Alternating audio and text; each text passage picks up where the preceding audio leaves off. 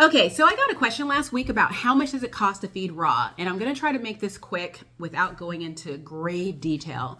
But the answer is it depends. I'm going to give my experience as an example and share with you how I'm able to save money on raw, and that'll give you some ideas. So I have 4 dogs. They weigh between 55 pounds all the way up to 80 pounds. So I would consider them large dogs.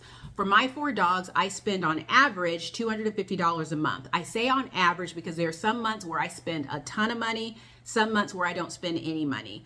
I follow sales. I shop in multiple places, and I know exactly where to go in my town to get the best deals on everything that I need. So when it comes to meat, I do 95% of my shopping through a local raw food co-op. And I have a link on my website that I'll put below that gives you a list of the co-ops in the United States. And there's one in Canada, but I don't know of any that are in the UK. But if you do, let me know. Then I shop at a local pet store that has a sale one day a month. I shop at restaurant supply stores, at outlet grocery stores, at local ethnic stores. I have friends who are homesteaders, so I'm able to get free organ meat. I have a friend who does slaughtering or around the farms in the area, so he keeps the organs for me. And I have friends who go hunting, and so when their freezers get too full, they'll empty out some of the older meat and give it to me. And it's not super old, maybe like a year. And what I'll do with that is I'll make my own dog treats, or I will mix it in with newer meat. So I usually feed my dogs based on 80-10-10, and then I add in a base mix because I am one of those people that believes that raw feeding should be easy. I do not use a meal formulator. I have meal formulation software, which is fantastic, but I don't spend a whole lot of time stressing about balance when it comes to my dogs.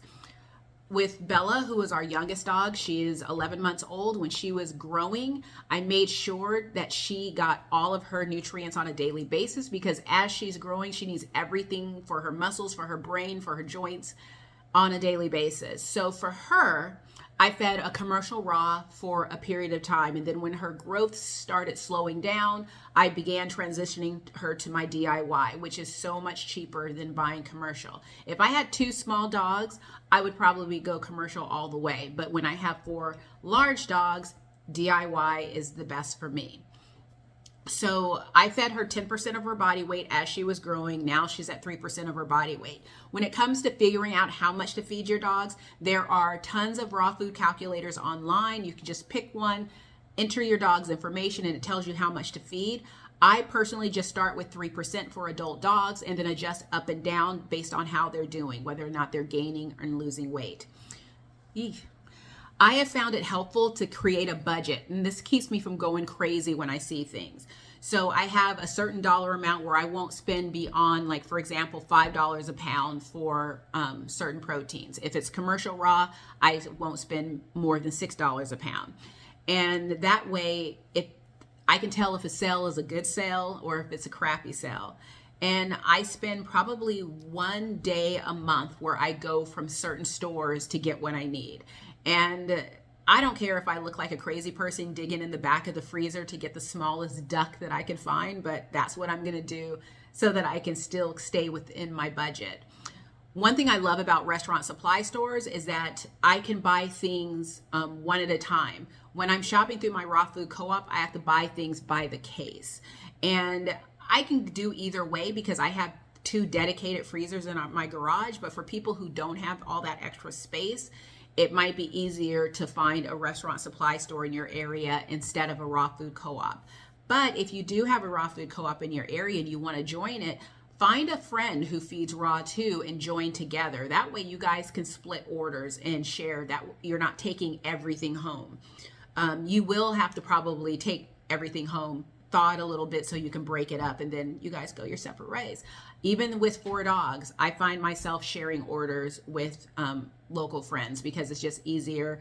And even with 2 big freezers, I still am limited on freezer space. If you want to know how to find local homesteaders or hunters, if you live in a rural area, just ask around. I mean, I know I'm an introvert. I don't honestly go around just talking to random people.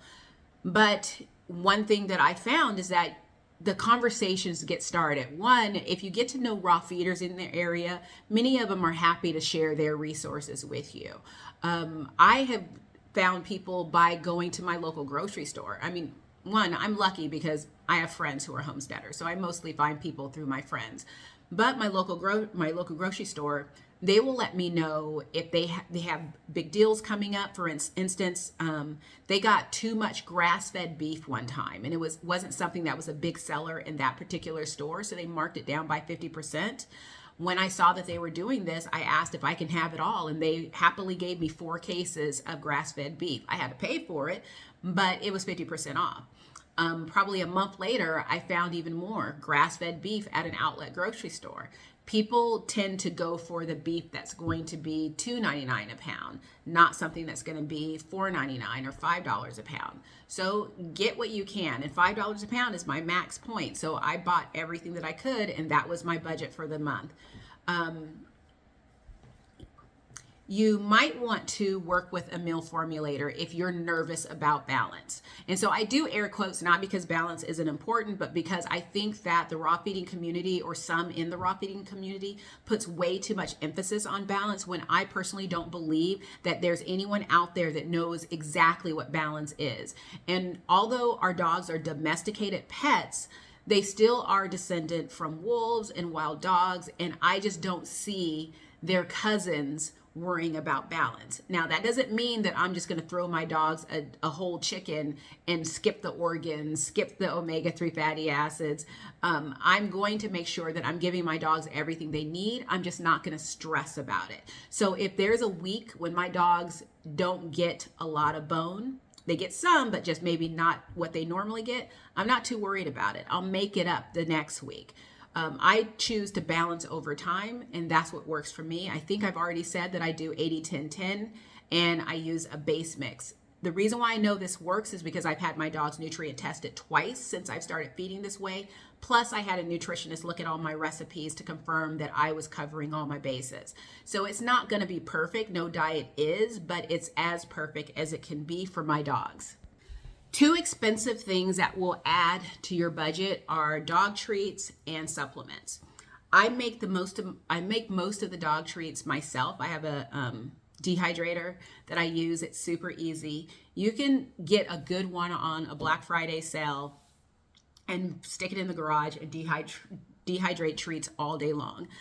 There are some supplements that you can make for yourself. So for instance, broccoli sprouts, instead of buying them at the grocery store or buying a broccoli sprout supplement, just get the seeds online and you can grow them yourself. I grow them, I dehydrate them at a very low temperature, grind them into a powder, and boom, I have dehydrated broccoli sprouts for my dogs and myself. I also make my own bone broth. I don't make my own kefir yet, but I plan to as soon as I run out of my stock, and I've even made my own fish broth.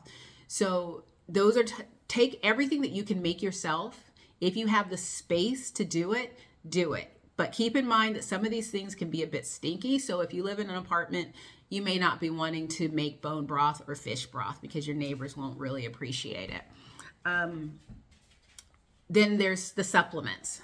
My dog is drinking, so I don't know if you can hear him, but I'm going to keep going. I do not supplement for balance. I supplement for health issues. So the dog right now that's drinking, that is Rodrigo. He's 13 years old. He has arthritis. He has EPI, which is exocrine pancreatic insufficiency. And, you know, he's a geriatric dog. So I'm giving him supplements that support his immune system, his gut health, his cognitive health, his heart health, his kidney, and his liver. So that's how I supplement. All of my dogs get certain things. So all of my dogs get CBD oil daily. They get medicinal mushrooms daily. They all get, in the spring, summer, and fall, they all get a garlic supplement daily. And before you click off because garlic is toxic, no, it's not. The study that showed that garlic was toxic to dogs has been debunked a couple of times. And as long as you feed the right amount of garlic, it does have benefits, including supporting a healthy detox, boosting a dog's immune system, as well as helping our dogs repel fleas and ticks. I do not give garlic to puppies, pregnant dogs, or dogs with an anemic health condition. And I choose to use a supplement instead of fresh garlic because it's just easier to do. There's a company, Springtime Supplements, that has a product called Bug Off, and it's garlic granules. And so I can just add a small scoop. I don't even use the full amount that they recommend. I use a quarter of that amount, and I get the benefits in my dogs. And they don't get it on a daily basis. They just get it when, a few times a week. So, yes.